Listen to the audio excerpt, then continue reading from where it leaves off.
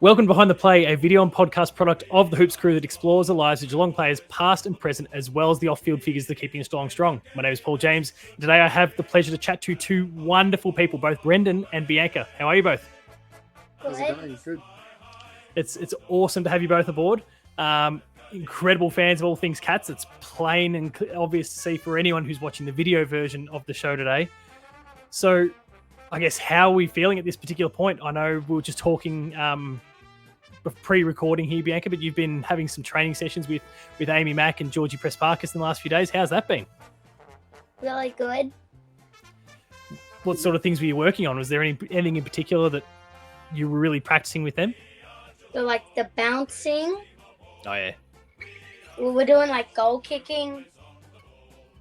It's always important to go between the sticks, right? We were doing like some contested stuff.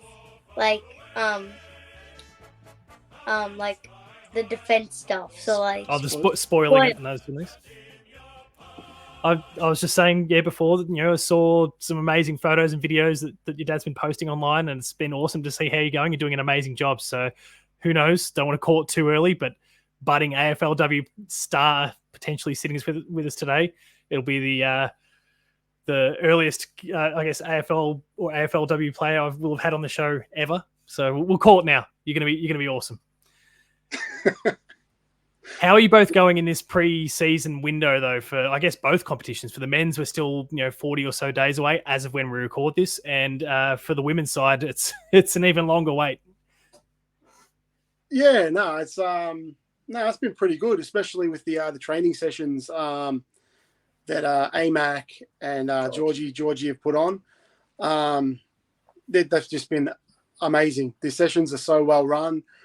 The numbers aren't too big, so you really feel like it's really intimate. Like you're around two stars, and they're just like really make you feel a part of it. It's one of the best things about AFLW and about the women's game is just how nice the players are. They especially for kids, that they really look up to them. They really look up to them. But then when you get that back, like you get that appreciation back, like it's reciprocated. Yeah, I never got that as a kid. You look up to these gods, these players, and that. But just because I grew up with Gary Ablett Sr. and she's growing up with Georgie Pressparkas, the way I looked at Gary Ablett Sr. is the way she's looking at Georgie Pressparkas, and you can see it. But I mean, I never had that. Like, I never got to train with those type of players, so it's I'm lucky. Yeah, you're very lucky. It's just it's an amazing feeling. It's amazing to watch as well. Yeah, it's all pretty incredible, and when you're able to get the players, and I guess regardless of which side of the game they're from, but in those kind of smaller, I guess more intimate sort of settings, it's where these things really sort of kind of flourish. And obviously, Bianca, you're getting to really enjoy that with some on-field practice. And we were talking obviously before recording about my son getting to meet a whole bunch of them today, and it's just the way that the players gave themselves. Now, I'm sure there's a lot in terms of, I guess, the culture of a lot of the clubs, Geelong included, that has changed, I think, since the days that we were kind of looking up to a Gary Ablett Sr. and we're smashing Gary Ablett Sr. here, but players of that generation, where it was more about, okay, well, I've got a life outside of this, and I need to go and do, whereas this, it's the professional nature and how much has changed. But it's brilliant, and I hope that the likes of my son Bianca, we all just get to see you enjoy so many of these opportunities over the coming years. It's great to see, and like I said, hopefully you're out there being that figure to some other boy or girl in the future as well. It'd be pretty cool. Yeah. So, Brendan, we'll start with you here. Where did the love of footy first begin? When I was born, my mum was a diehard Cats supporter. Yep. And I just had it that you're a Cats supporter, you don't live here. It was pretty much that was how it was. It was like really that strict. It was like you're a Cats supporter and that's it. There's photos of me as a newborn. Literally, I've just been born, and there's a Cats pillow like right there next to me. It was from day one.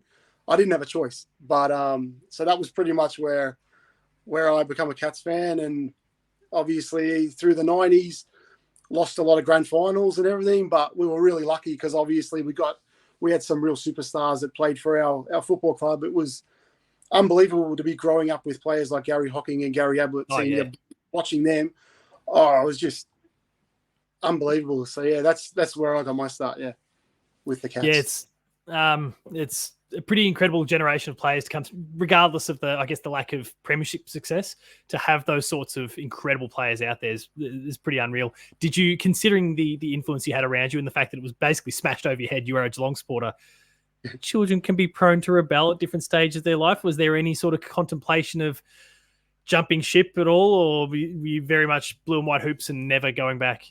No, we did. Well, that was the thing. Yeah, I had a lot of friends in primary school. They were always like Essendon and Carlton and stuff like that. And you did feel like maybe it'd just be easier if I just supported one of those teams. But then you'd go to a game and you'd see these players and they'd keep you. You'd just feel like, that's your team. Yeah. Like there was, it's just, that was it. Makes a lot of sense.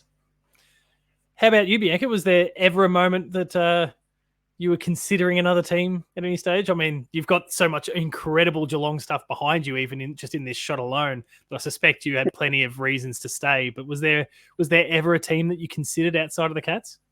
Well, I had the chance because my mum's a Richmond supporter, so I could either be Richmond or Geelong. And then because my dad's Geelong, I picked Geelong.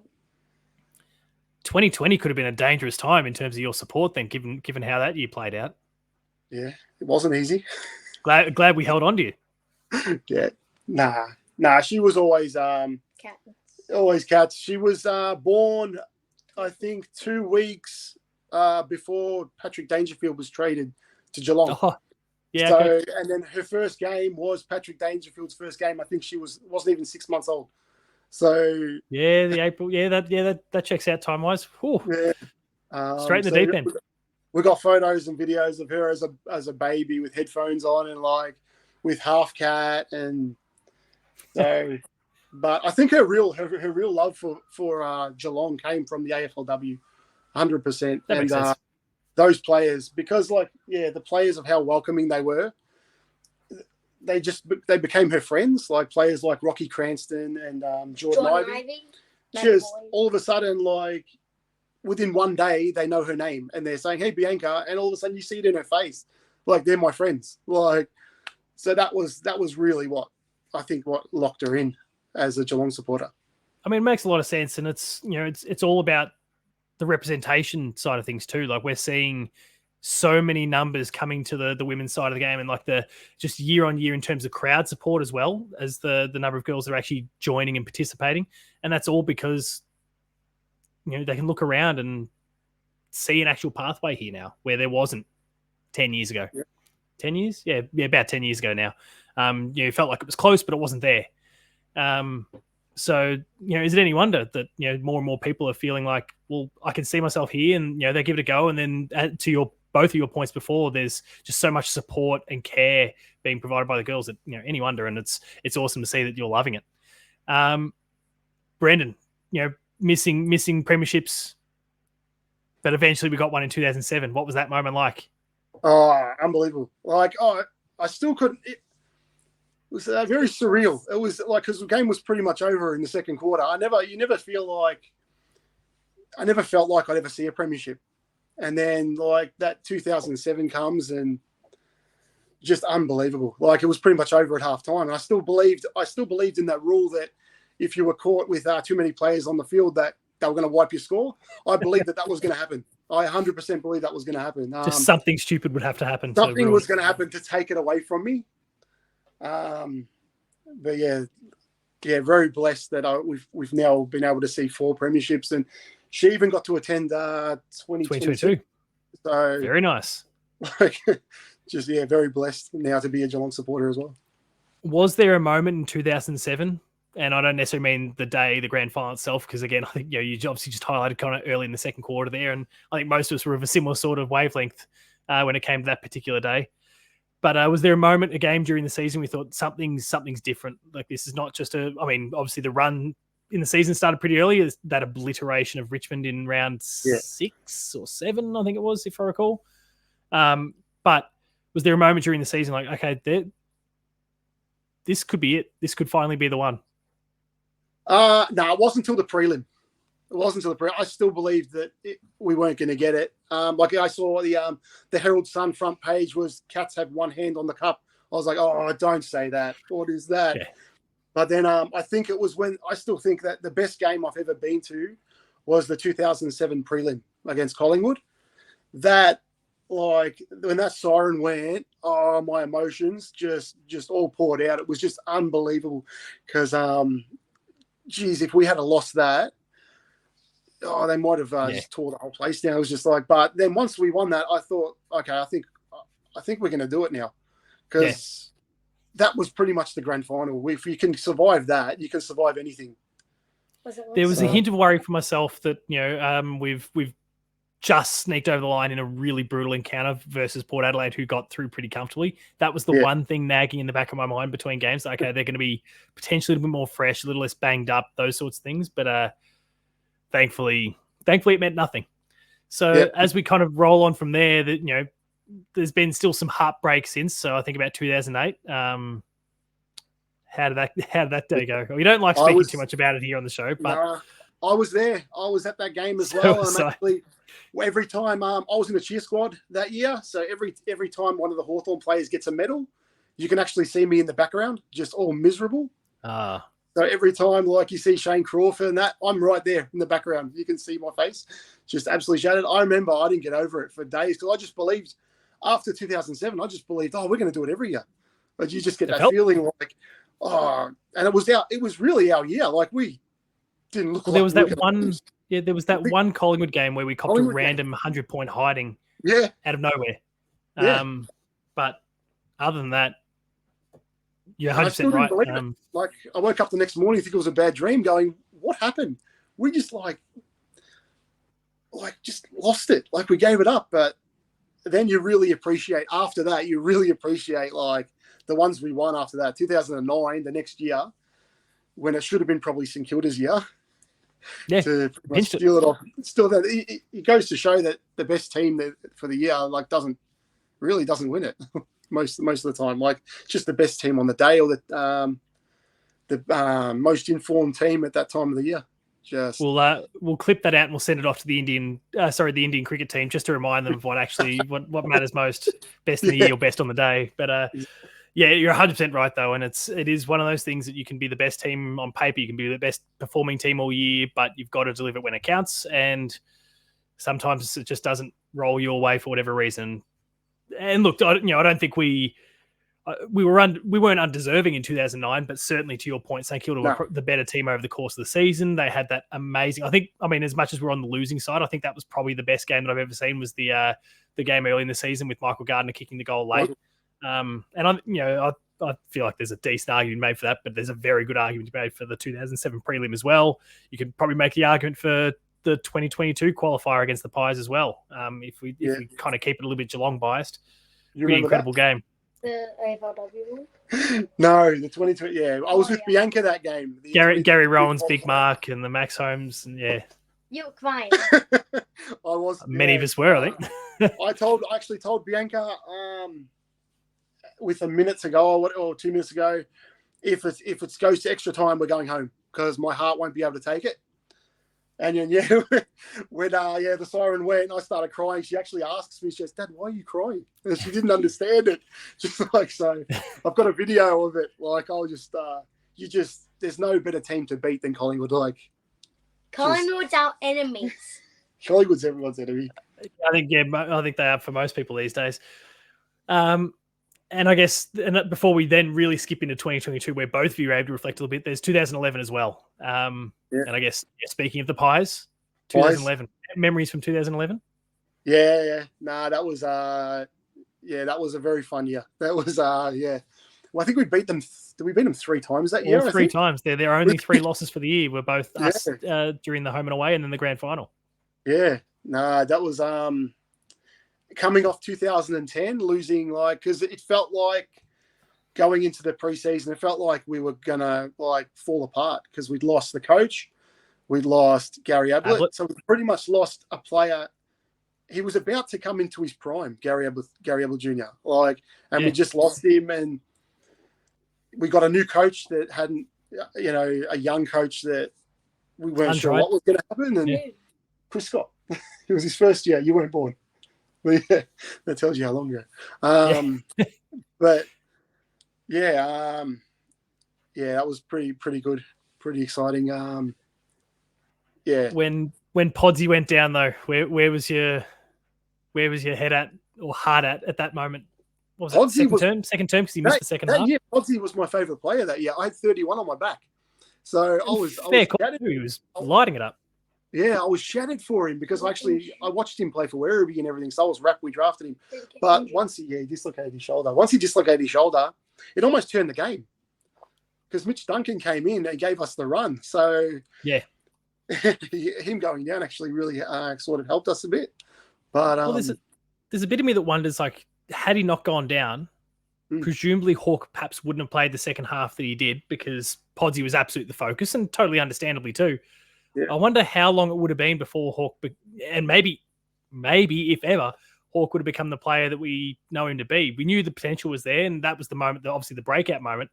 Would it have been round one the following year where he just stepped up? Would it have taken a bit longer because he built this confidence, or so much of this confidence around a dominant display in a grand final? There's so many what ifs. It's a really fascinating one, that one. But yeah, there are pretty good outcome though. Yeah. No, the game's made up of a lot of what ifs. Like we've had plenty of what ifs. Like, there was a time there where we may have lost like Steve Johnson. We may have lost Jimmy Bartell. These players weren't getting, like, Jimmy Bartell wasn't getting a game, and yet Steve Johnson was, running amok off the ground. And in 2006, he had a chat with the Pies, Stevie J. Yeah. So there's lots of those stories. Could have been traded to Essendon, like, as well. Collingwood told him, "No, don't go to Essendon. Don't go to your meeting with Essendon. We're going to take you." Then he failed his medical. So all things happen for a reason, I guess. Yeah, worked out nicely for him. Worked out nicely for the Cats, and again, as you say, lots of what ifs, and thankfully it all worked out okay for us. Looping you back into it, Bianca, a little bit. Let's kind of focus on the 2022 success. We obviously touched on the qualifying final a little bit there and seeing Dad's tears, but I guess how do you? I mean, this was your first premiership success year. What was that whole year like for you? When did you think that we might have had a serious chance of winning a grand final? Well, it was when we probably bet the Pies. Oh, in that game. Well, when we were in the finals, so when we were going against the Swans, I thought that we had an equal chance of winning. Yeah. Because the Swans are also a pretty good team. But there's also next season, so then I thought that we might lose and win. It was half-half. But at the same time, I still like the rest of the season. Got a few losses, but it all comes down to that one final to see who wins the cup. You still remember Buddy Franklin kicking his 1,000th goal against us? Yeah. Yeah. We were in the lounge room, and I was like... You saw everyone run onto the ground? Oh, sorry, you were there. You were there for that. No.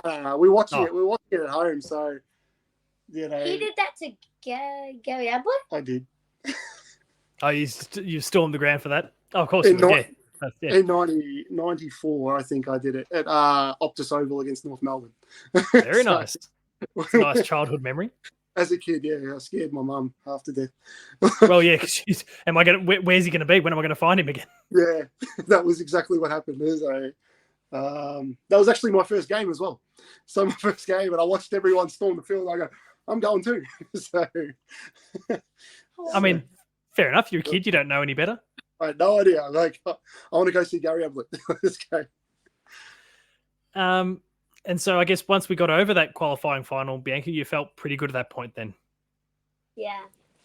Let's I guess jump forward all the way through to, because we beat up on Brisbane in the prelims, so there's not a huge amount to talk about there outside of, unfortunately, Max Holmes' hamstring. But the day itself, grand final day, what do you remember from that day? Not much. What did you do? What did you do in the morning before the game? Did you play Oski? Yeah. Did I play Oski? Yeah, she played Auskick Go and tell her you played Auskick before the game, before the under-18s game. You were on that early. Yeah, we were there. We were bright and early. She played. I would have even seen you then because I was there as an MCC member, so I was there bright and early. Yeah, we were there. I saw you playing and had no idea. Yeah. So I think she's forgotten already. But yeah, she played the halftime game of, I think it was the under-18s game. Okay, now I remember. You remember now? Was it the ones black and versus red? Yeah, that's it. Yeah. I remember. What about the game itself? What do you remember from the game? Do you remember you were sitting with people? Who were you sitting with? Who came and see you? There's photos in your room. The AFLW players. You got to sit there with the AFLW players throughout. That's pretty cool. Yeah. Or with them nearby. Renee Gearing, Claudia Ganjaka. Got photos in your room. How do you not remember? It was a blur. It's a big day. It's a big day. Well, what about the game itself? What do you remember of the actual game? Because of course, we won it pretty easily, and you get to see your team winning the grand final. What do you remember from it? In Sydney. Yeah. Well, we were there, so I was there with my mum and brother. Do you remember whose last game it was? Joel. Did you see that big goal of his? Yeah. Yeah, there we go. Now everything's starting to click back into place. And who won the Norm Smith? Do you remember the Norm Smith? Smith. Yes. Isaac Smith. Very good. Student of the game. Yeah. Build that content knowledge bit by bit. Experiences like that kind of help, right? Yeah. And so what happens after? Like when we've won a premiership, how are you celebrating? When we had a big photo next to the ground. Yeah, that's right. Yeah, she remembers that. We went to the after party outside. Oh, yeah, okay. At night, and that was a big party. That was a lot of fun. Where was it? It was outside. They had the fireworks and everything like that. So saw the players get introduced up on the stage. We heard Cat Attack played about 25 times. Yeah, I guess even since what we saw in 2007, 9, and 11, the amount of production that kind of goes into the stuff after the grand final now it's awesome. It's great for supporters, it's great for families, it's great for everyone, and I'm glad you both enjoyed it. Yeah, I'll admit I was there, but didn't actually get to attend the stuff immediately after the game. But you see all the footage, you hear a lot, you see things on social media. Looks like it was a great time, so I'm glad you really got to enjoy it. Yeah. And so I guess 2024, Bianca, how do you think we're going to go? Oh, I hope we do good with Chantal Mason. Oh, no, we're talking about the we'll, AFL team. we'll definitely jump to the girls soon because I do want to talk to you about that as well. Cooper Stevens. Not George Stevens. George Stevens. Yeah. There's a Cooper Stevens. Though. Yeah, you went to Cooper. We had a couple of years ago and we shipped him off once we realised he was a Hawthorn supporter. Who do you think's going to stand up for the Cats this year in the men's? George Stevens. George Stevens. We lost to Salvador Galia. We did. Wait, and then we did lose to Sava. And who replaced him? Who did we get in the draft? Who was given number 14? You remember? I know what you're talking about. I forgot his name. Connor O'Sullivan. Yeah. Yeah. He looks good. He's very tall.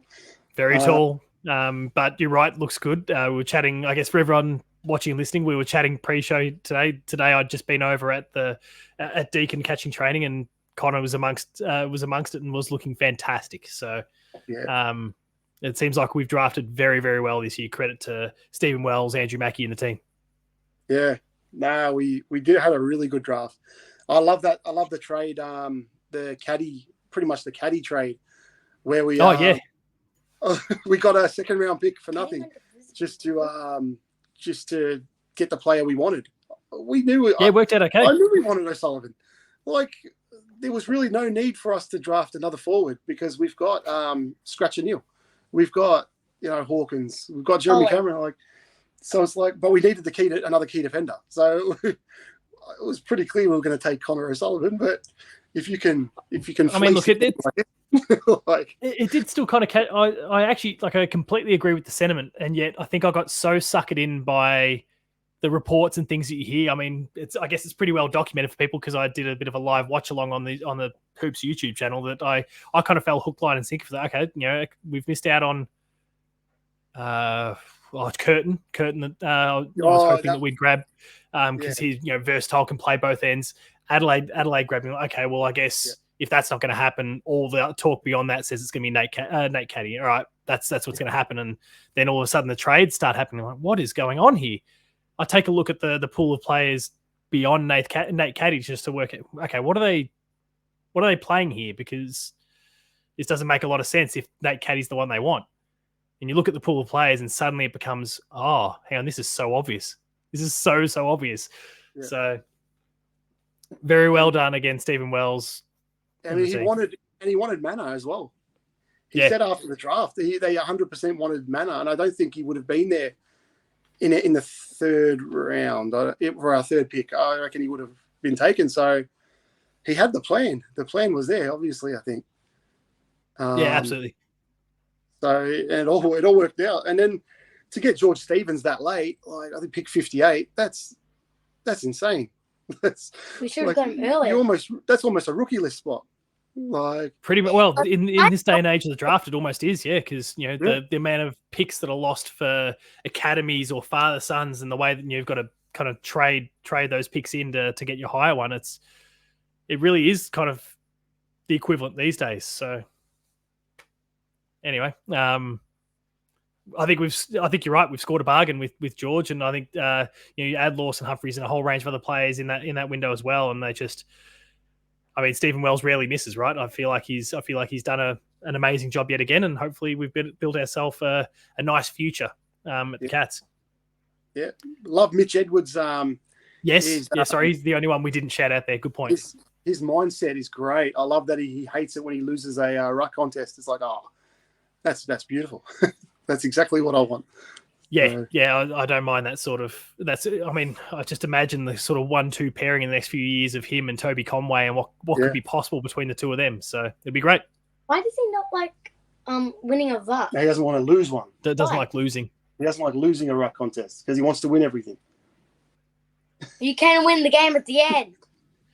No, you want to be the best player on the field. You want to be the best ruckman. You want to be the best contributor possible to your team. I can appreciate the mentality.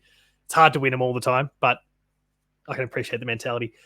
On the girls' side, how are you feeling about the year to come? And it is so far away, unfortunately. But we were discussing before. We've picked up Chantal, we've picked up Bridie, some amazing recruits coming to the Cats on top of a list that just went to the prelim and was robbed for grand final. By the umpires. I've had umpires on the show, so I won't go any further. I'll abstain for the rest of the comment, but we were robbed anyway. How are you feeling about I guess, what's at least 7 or 8? Do we actually have a specific date yet?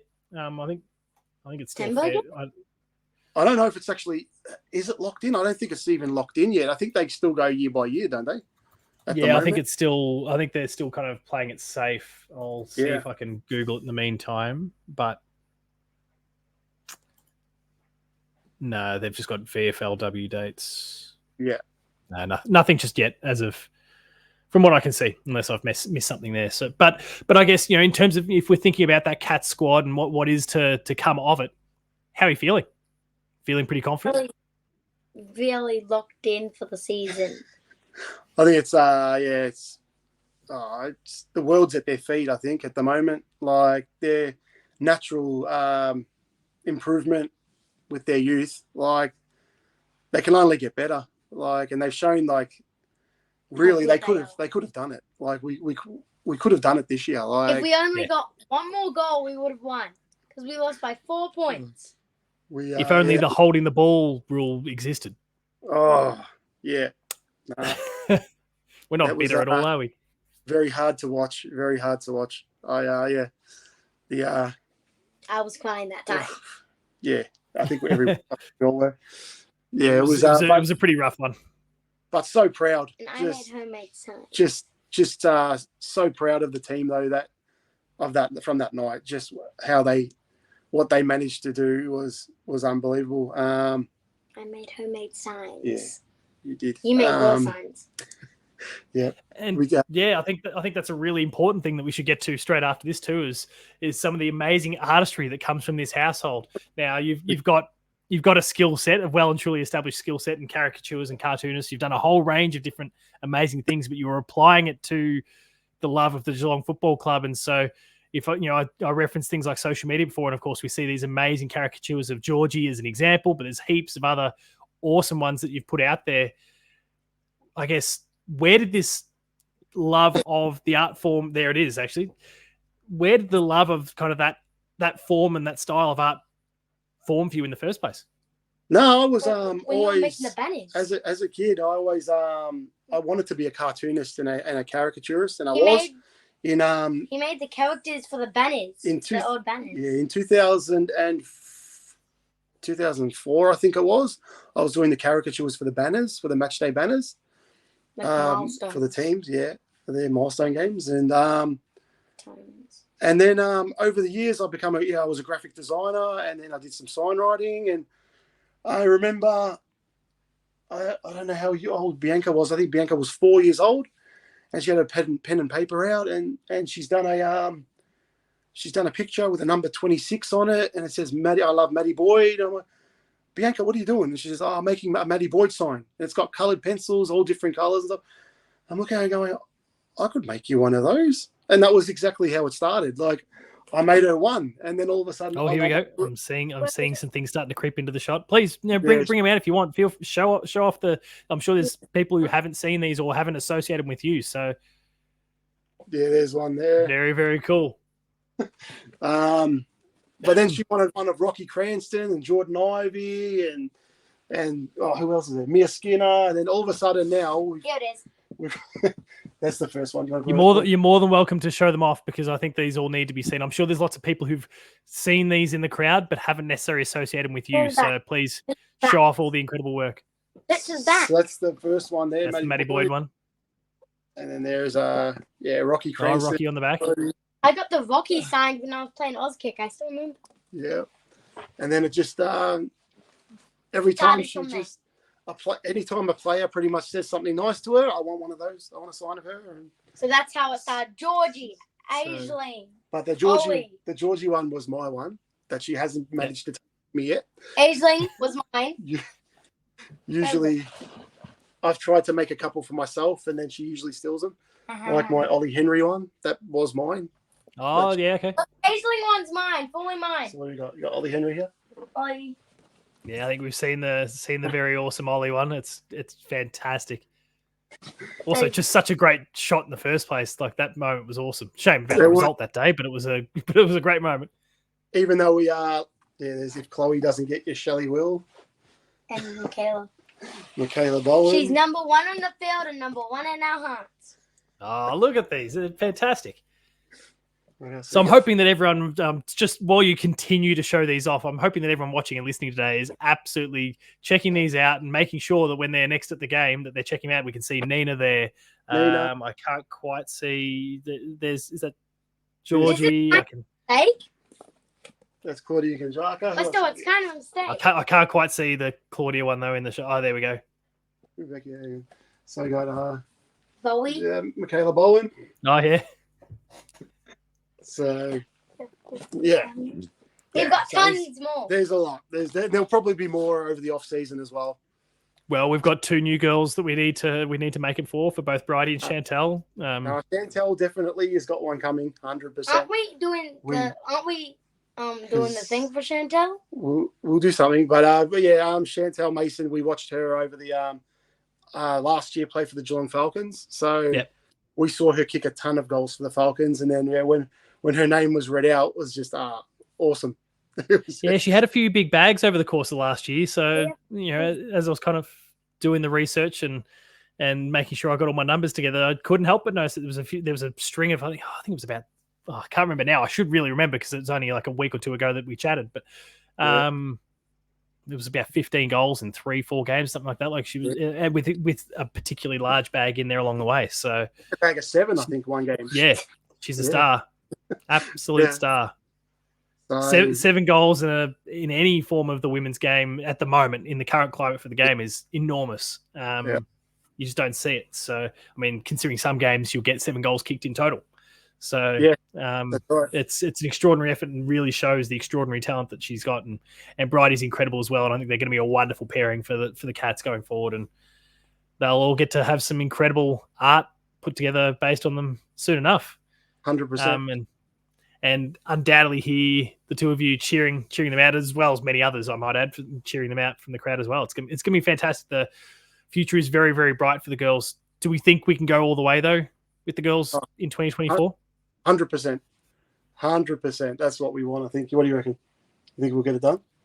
Yeah, I think. If it wasn't for the umpires, we would have won. It's true. No, 100%. Sorry, it slipped out again. It's nothing but good time. And also, we didn't lose anyone either. We managed. We lost Annabelle Johnson, but we managed to keep like 99% of the core of That's what you want, because it can change so fast with you lose a couple of players, it can all go downhill. Our main key players that do. Like you look at Carlton and the Bulldogs, like how they fell down like so fast, and now you look at Melbourne, they lost quite a few players. Like, you got to have a really good culture at the club, and I think obviously we do, because we've managed to keep everyone here. So culture, and I think kind of as you were talking about before in terms of the growth of the women's game as well, I think is that depth part of things as well. The talent pool is building, but it is still in that kind of foundational period in some ways. And so I guess as time progresses and the likes of Bianca come through in the future, the talent is just going to be there, and you know, that kind of mentality that, you know, someone goes down, next person can stand up thing really starts to I guess prove itself. But right now there are, I guess, some clubs where if you lose one or two, that can rip the soul out, regardless of whether it's injury or trade or whatever the case happens to be. So to your points, it's awesome to see that the girls, everyone's still there and that we're ready to launch into an amazing season. You mentioned Aisling before. I think she's going to be an enormous piece of that puzzle, because to see what she did with, what was it, like she'd been 3-4 weeks, was it at that point thereabouts, before playing her first game? It was an incredibly short amount of time, and to just adapt to the game so quickly, and she's gone back home and is dominating over there at the moment. She's an incredible player, and I can't wait to see her back there with a proper preseason, a whole lot of, you know, walking into season 2 with a really rock solid understanding of the game. I think, you know, I draw a lot of comparisons between her and what I think Oisin Mullen can be as well. Similar sort of logic. Doesn't have this enormous depth of knowledge of the game yet, but you get that one season under the belt, you see the potential, and then you go, okay, well, what's going to happen when they get more time? They learn the ins and outs. They, you know, it's just through experience you pick these things up. So sky could be the limit for both of those two. She'll be really excited. She absolutely loved it here, from what she told me, and her family absolutely loved it here. Absolutely fell in love with the country and fell in love with Geelong, and I think the atmosphere as well of the supporters. Like, so, I mean, I think she said at the best and fairest that she was really nervous and a little bit sad about coming over. She wasn't sure, but I think if you've got that mindset of you're really excited to come back, and you know what's waiting for you, she could do anything. Yeah, she could do absolutely. You can stay, Aisling. We'll hang on to you. Don't leave. No need to go back home. Don't risk your body going to play the home game. Just stay here. Build yourself up for season 2, season 3, season 4. She could be something really special. So yeah, and to the great credit of the Cats, there's so many of those players I think really fit that description too. There's so much potential. So fingers crossed. As we start to wind things down a little bit, a kind of, I guess, a few fun ones. Firstly, the greatest cat of all time in your eyes, and you've both got wildly different levels of experience with the Cats. So I'm curious to see how the cookie crumbles on this one. Who is the greatest cat of all time, men's or women's, in your eyes? And I do say greatest. I always put the disclosure there. I do say greatest, not necessarily best. Yeah, that's the thing. There's two, obviously. There's two. They're all the best. There's two that I can't split, and they're for two different reasons for me. Gary Ablassini and Joel Selwood.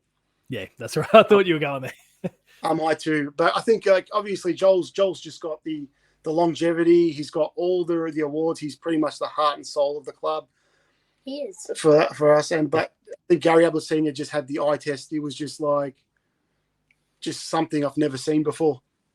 Just so it'd be between those two that I can't really split because it's sort of, I guess, almost head and heart sort of thing. But absolutely. They're two different things, but they're pretty equally important, I think, to me. Anyways, how about you? No, I agree. And Bianca, how about you? I don't know. They're all great. Who's the greatest? Who's the greatest you've ever seen? I'll push you a little bit. Who's your favorite? Who do you think's the best cat you've ever seen? Women's or men's? Either. Take your pick. Well, I have the same boots of Chloe Shear, but I've got to say Maddie Boyd. Oh, so she's picked Maddie Boyd. So Maddie Boyd was her actually. And Joel Selwood. As a 3-year-old, Maddie Boyd was her favorite player. First player she ever learnt. First name she ever learnt because she kicked Geelong's first goal. So that's fair. Yeah, she's got a massive love for that, and Maddie's a great player. Yeah, she's a great player. Yeah, I know. I'm still pissed about that. Can't win them all. Then are they is Chantal Mason and Maddie Boyd going to be together, or VFLW and AFLW? What do you mean? No, so Chantal Mason's AFLW. No, Chantal Mason's Geelong. What are you talking about? Chantal's Simpson. It's Simpson. Oh, you're talking about Charlotte Simpson. Yes. Oh, Charlotte Simpson. Charlotte Simpson is on the same team as they're on the same team. Yeah. We've got so many incredible players that have come through the club, and it's certainly really fascinating to see kind of the generational differences there. But Joel Selwood was a name that came up for both. So yeah. And certainly, as you said very well before, Brendan, like heart and soul, really defined a culture for the club. And as much as his absence has absolutely been felt, you can see that like the legacy still lives on through the way that Danger and Stewie are leading on the men's side. You see the same sort of things with the girls as well. And just the off-field stuff, everything's just so strong. So it just feels like integrity is pouring out of the place in the right ways. Like it's oozing integrity, not driving it away. It's just, and Joel really drove that. So totally understand why the both of you would pick him. We have the Joel Selwood stand with the Ablett Terrace as well. True. They're both says everything you need to know about both of them. Yeah. Well, the next question, I guess you've watched the show, so you know what's coming. Schoolyard pick, and you got Gary Jr. or Senior standing there in front of you. You got to pick one of them to start your team. This is your question. Nah, Senior. Senior. Yeah. And I get it. There's still. I loved Gary Jr. when he was at the club initially, but I think that when you look back, I think he played his best football at Gold Coast, which is really sad. Like you look at those years when he was his early years at Gold Coast, when he was just absolutely unbelievable. So I think on Gary Senior, but I'd go Gary Senior anyways. But yeah. No, I do understand what you mean though. I mean, you could see it. 7, 8, 9. He was right there. Yeah, but there was another level that he did hit in those first few years at the Gold Coast, especially before the shoulder injury started to take hold. It was something extraordinary what he did there, and basically did it all on his own, which was the other thing. So you just imagine what could have happened if we were able to keep him. Like, it's one of those what ifs again, right? And more what ifs, yeah. Because you think about 2013 as an example. I don't think we lose to Hawthorn in that. I don't think we lose to Hawthorn in that prelim. If Gary Albert said, not that he would have influenced that play, but I just don't think it would have gotten that close. So it's a strange thing. Bianca, what about you though? I know you've seen bits and pieces of Gary Senior over the journey. You've seen bits and pieces of Gary Junior. You want an amazing tall forward or an amazing midfielder? Which way do you want to go? Midfielder. So there we go. So Gary Jr. it is. You've seen Gary Jr. I don't think you ever saw Gary Senior play. I saw one of the Gary. You might have seen some little highlights and those sort of things. Yeah. the fact that he's all over my wall. And the art all over the wall. Yeah, true. So, but yeah. We've discussed the next one a little bit up to this point, but I guess we'll look at it through both the men's and the women's side as well. Who's the player you just can't take your eye off on the current lists? Who's the player for you? Georgie. Of course. Yeah, I knew that one was coming. Yeah. Yeah, Georgie. In the women's, Georgie Prasparkas, 100%. And in the men, since Sal left, geez. Probably, I think Tom Stewart at the moment. He's a vice. He's a player that I love watching. I love watching in our team, in the men's team. Just love the way he plays defense. Love his defensive work. Yeah. So I think those two for me. Yeah, but the men's. Who do you love watching in the men's?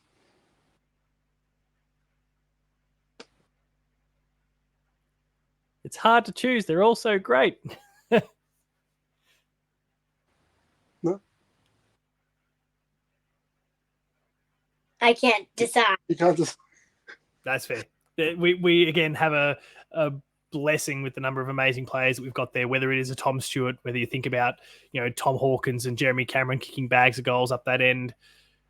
Still, with Paddy Dangerfield, the midfield talent that's there. My son is in love with Brian Myers. It's just, there's so many incredible players at the club. So I totally understand how you might struggle to choose. Again, same deal for both the men's and the women's though. Who is the next generation of play? Now, I guess on the women's, we've kind of touched on Chantal a little bit, so maybe that might be the way we go there. And if that's the answer, we can pump Chantal up a little bit further, because why not? She's amazing. But I guess, who's that men's and women's player, that next one coming through that you feel like primed and ready to take the club, if not the AFL or AFLW, by storm? 100%. I reckon Ollie Henry. Me too. I felt like last year there was so many games where he just felt like he was about to tear it apart. Yeah. I love how he throws himself at every contest. Like the games against Collingwood. And I kept saying, like, one day, it was just felt like it was going to click one day. He was going to kick 8 or 9 goals. So you wanted him to do that. I feel like... of course. Well, I think about the game against Port where he was on track. And he just, like, everything he touched turned to gold that game. It was an unreal performance from him. And he did that without... I think that day, were both Hawke and Jeremy Cameron out that day? I think they were. I think he basically had to play because Jack Henry came down forward with him, but then busted up his foot that day. Ollie basically was playing the kind of key forward role, and just did an amazing job. And his body's not there for that yet, at the very least. And he just showed a more clean pair of heels, did some incredible things. It was an amazing game from him. So, and I think, I'm absolutely with you, Ollie. Thanks, Collingwood. 100%. I can't believe it. There was a bit of me at the time, and I don't know if I should say this because I'll still look to try and get Ollie in the show. There was a bit at the time like, homesick, mate. You want to go an hour down the freeway? Yeah. Just say Collingwood sucks and you want to get out there. It's fine. Just say 100%. I hate them. That was almost... We all hate them. They're toothless fans. I can't stand them.